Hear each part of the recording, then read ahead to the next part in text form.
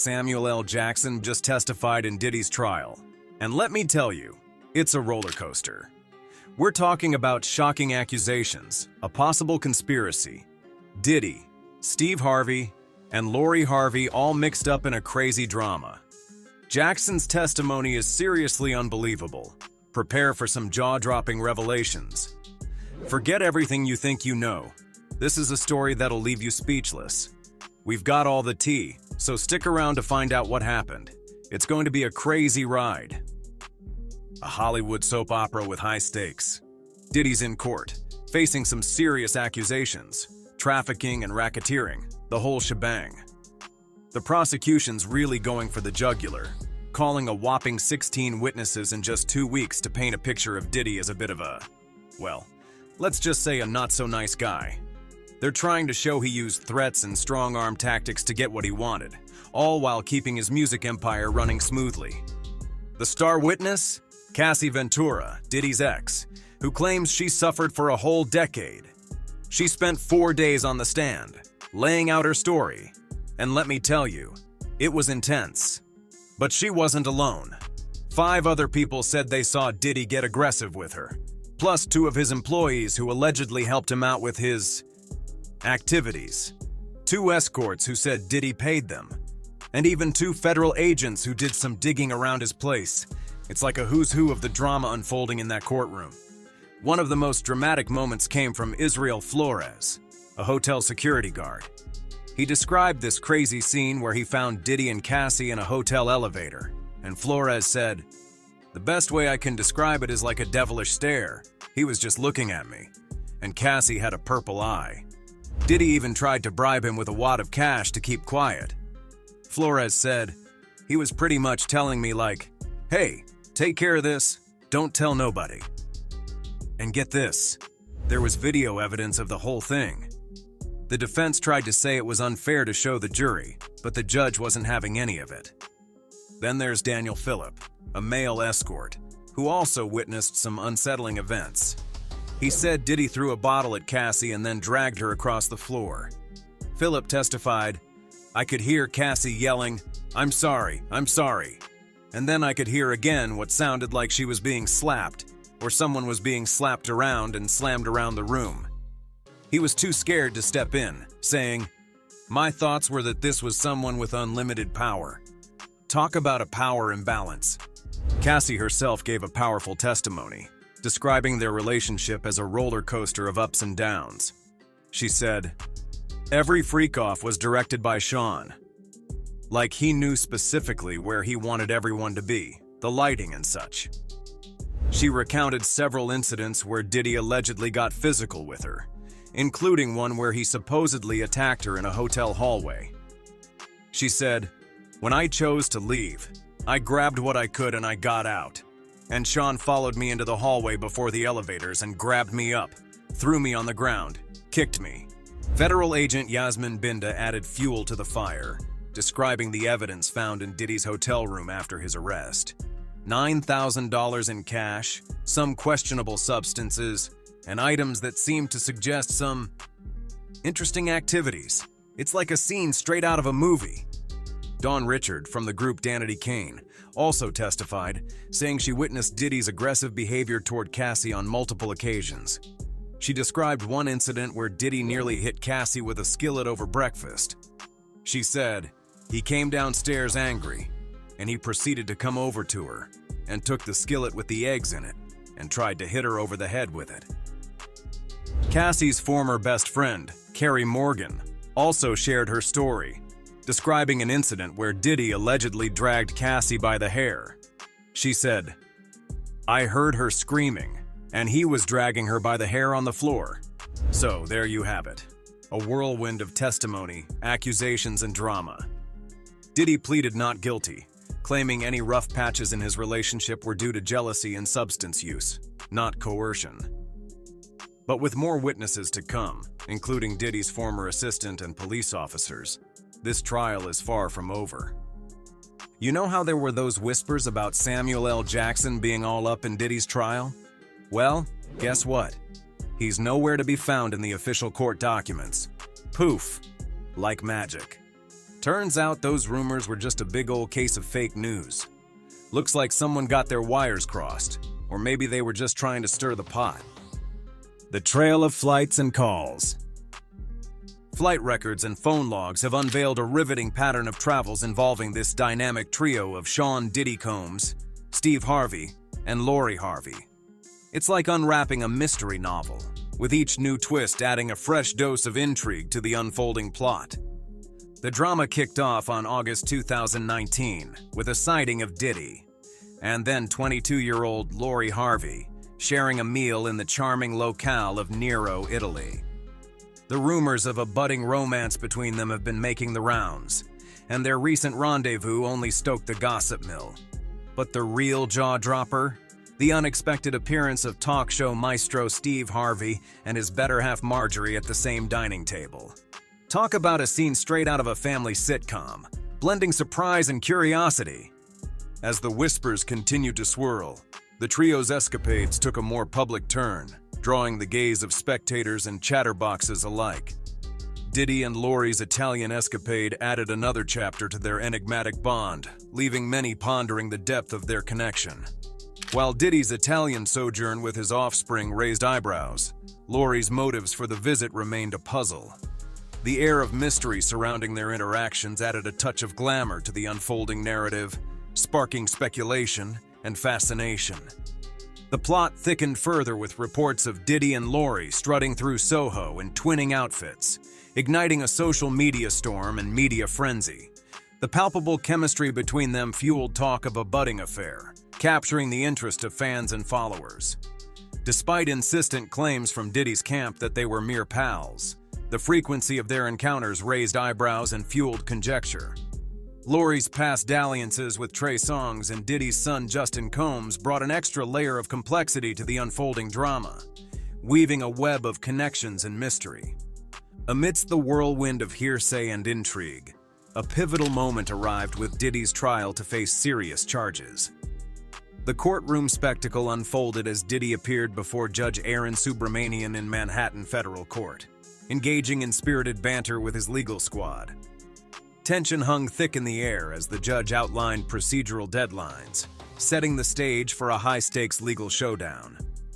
Assistant U.S. Attorney Emily Johnson shed light on the treasure trove of electronic devices seized from Diddy's residences, painting a vivid picture of a digital goldmine awaiting exploration. The sheer volume of data extracted from these gadgets hinted at a trove of potential evidence, laying the groundwork for a meticulous investigation. The gravity of racketeering conspiracy and trafficking allegations dating back to 2008 added layers of complexity to the legal tangle, upping the ante for everyone involved. As the legal theatrics unfolded, Diddy's legal team scrambled to secure his release on bail, navigating a maze of legal hurdles and setbacks. The courtroom saga escalated as they turned to the Second U.S. Circuit Court of Appeals, challenging bail rulings and advocating for his release. The legal jousting and strategic debates injected an element of suspense into the unfolding narrative, setting the stage for a dramatic legal face-off. Federal investigators plunged deeper into the allegations, seeking phone records linked to Diddy and the ongoing probe into trafficking claims. The involvement of the Department of Homeland Security added a new layer of complexity to the unfolding saga, raising questions about the scope and implications of the investigation. The revelations surrounding flight logs and search warrants served at Diddy's properties added a dash of intrigue to the unfolding drama, paving the way for an enthralling legal and investigative spectacle. As the investigation continued to unravel, the pieces of the puzzle slowly fell into place, unveiling an intricate web of connections and relationships.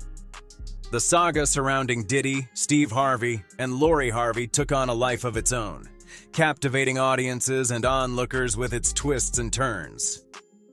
A false claim. There's this wild story swirling around the internet about Samuel L. Jackson supposedly spilling the tea on Sean Diddy Combs during a big federal trial. I mean, we're talking serious accusations here, racketeering, trafficking, and all that jazz. But hold on to your hats, folks, because it's all a big fat fib. The rumor mill didn't stop there. It roped in the hilarious Steve Harvey, too. Yeah, they're saying he was in on some shenanigans, supposedly grooming his stepdaughter, Lori Harvey. for the music mogul. Can you believe it? It's like a plot straight out of a Hollywood blockbuster. Now, with all this juicy gossip swirling around, it's no wonder the internet went into a frenzy. I mean, Combs is facing some heavy stuff, and the trial has everyone glued to their screens. Social media platforms like Facebook, TikTok, and YouTube were buzzing with this rumor, making it the talk of the town. But guess what? Turns out, it's all smoke and mirrors. A deep dive into the interwebs. We're talking Google, DuckDuckGo, the whole shebang.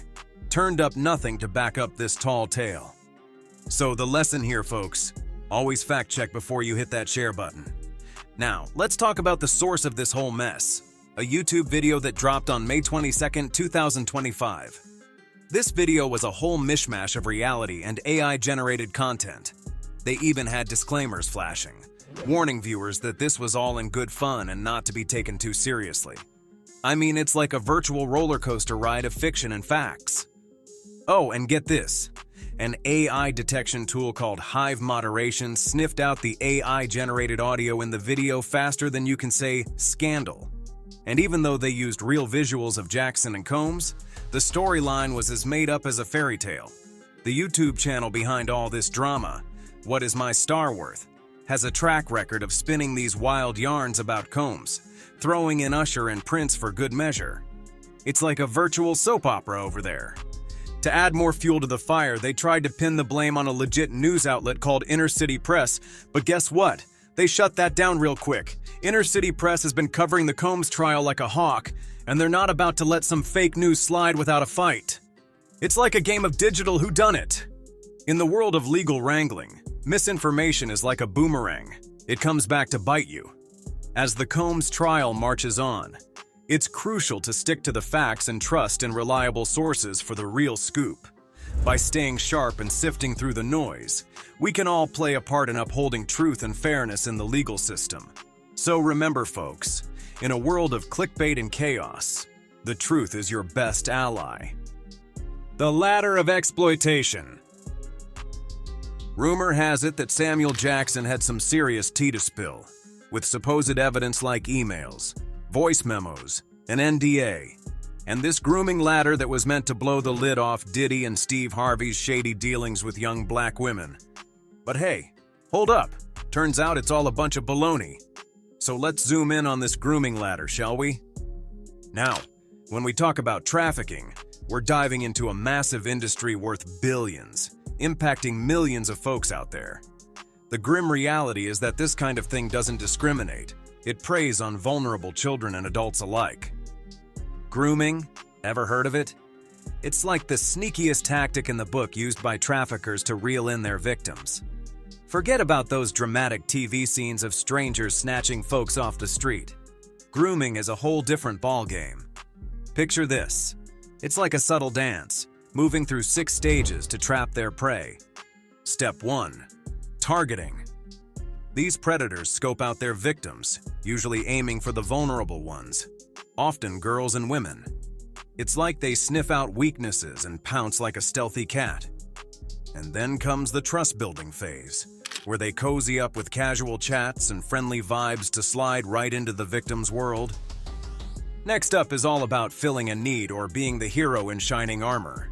These manipulators exploit vulnerabilities by offering what the victims are craving, be it gifts, attention, you name it. Slowly but surely, they weave their web of dependence around the victim. Now here's where it gets dark. Isolation. Once the bond is tight, they start cutting off the victim from their support system, be it family or friends.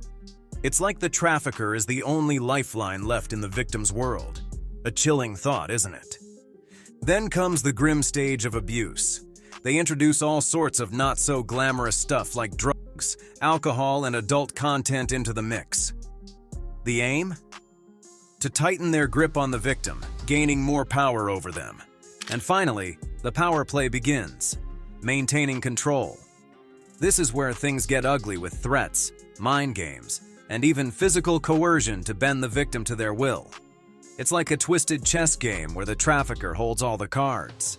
Now, spotting the signs of grooming and trafficking is crucial. Things like sudden disappearances, Secretive behavior, attitude shifts, or new friends can be major red flags. It's like a puzzle, and recognizing these signs can potentially save someone from falling into the trap. Grooming, a sly tactic used by these abusers, is all about establishing dominance and control over their victims. It's like a twisted dance where the victim unknowingly steps into a trap, believing they're in a safe, loving embrace. The grooming ladder? It's like a roadmap for the traffickers, guiding them through the manipulation process, from targeting to gaining trust, fulfilling needs to isolation, and finally, maintaining control. It's a chilling reminder of how insidious these tactics can be, slowly breaking down resistance until exploitation becomes the new norm. The rise of AI deepfakes and the vulnerability of people. Older folks, like our dear baby boomers, are getting tangled up in a web of AI-generated chaos.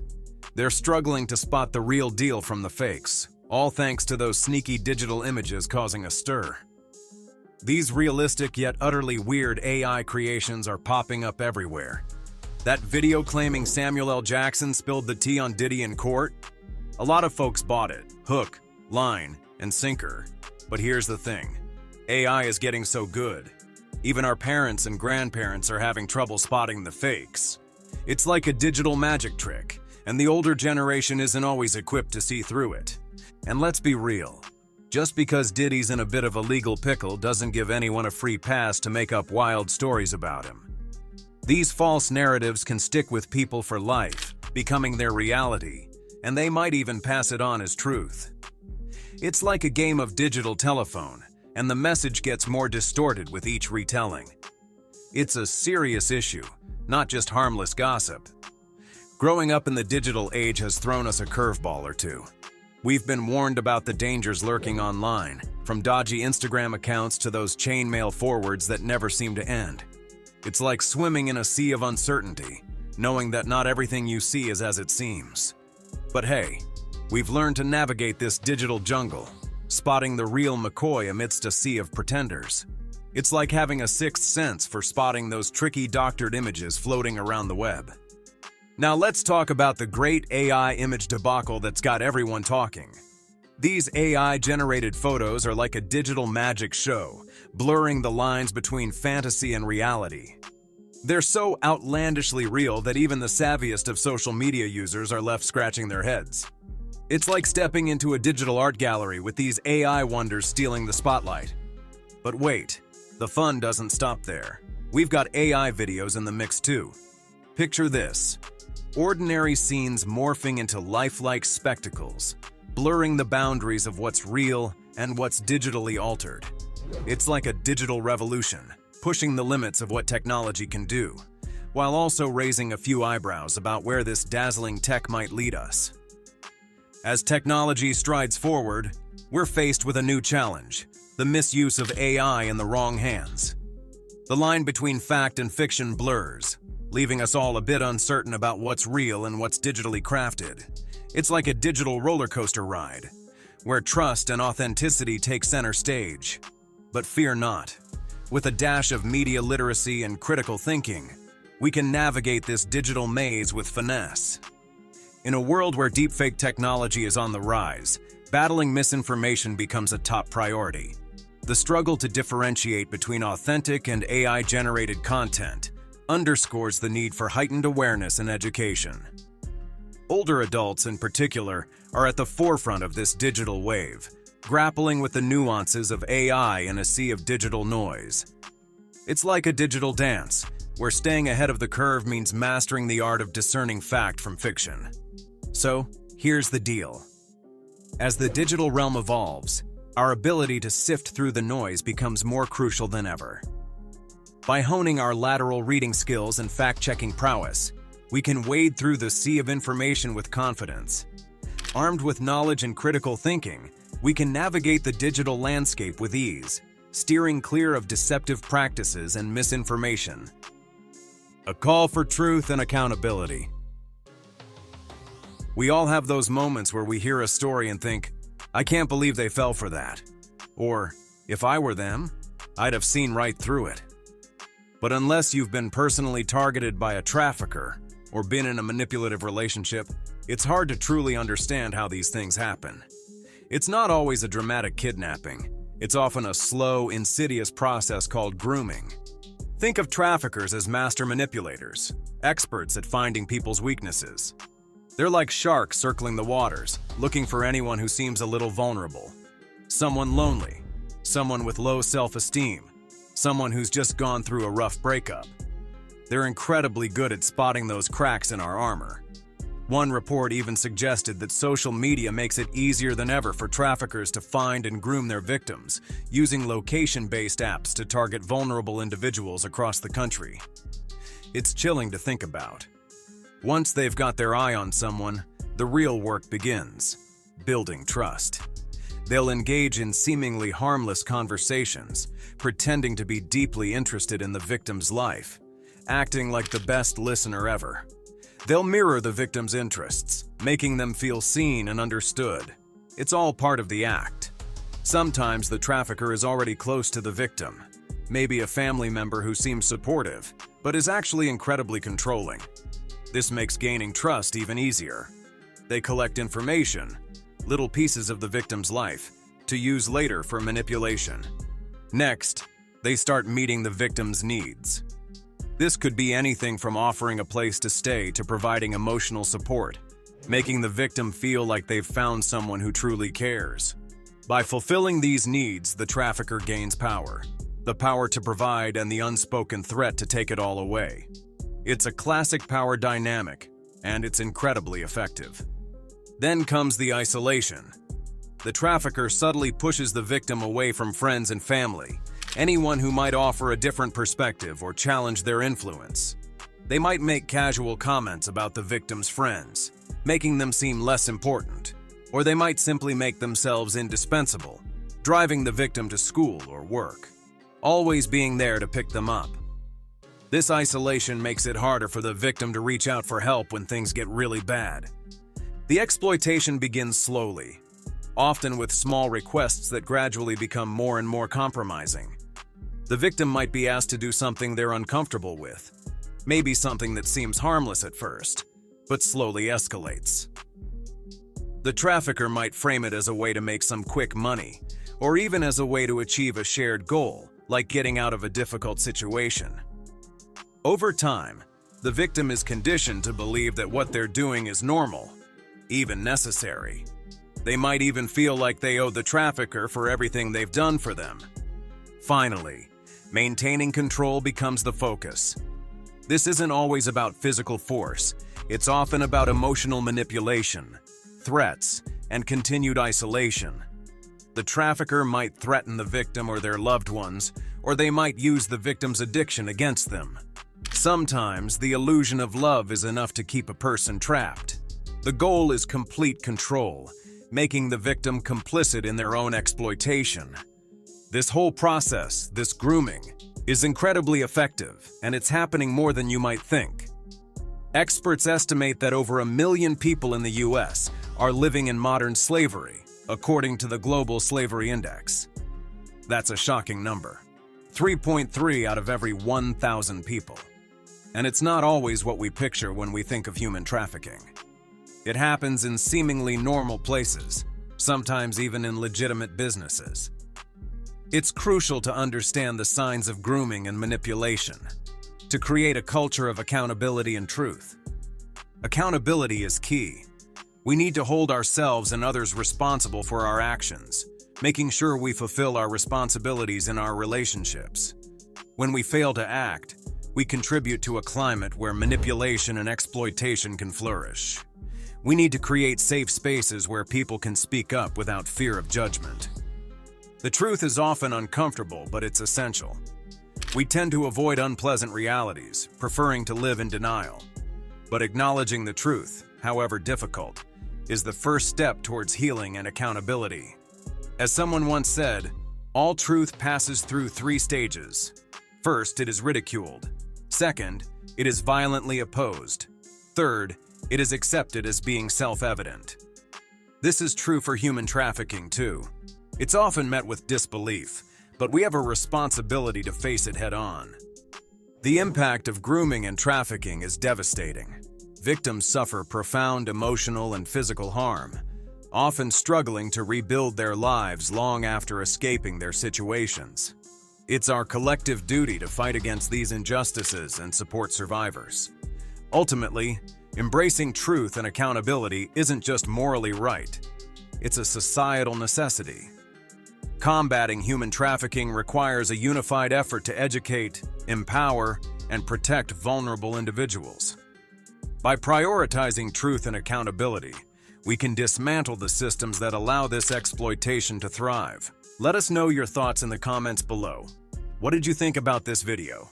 If you enjoyed it, please give it a thumbs up. Check out the 2 videos on screen for more content, and remember to subscribe so you don't miss any future updates.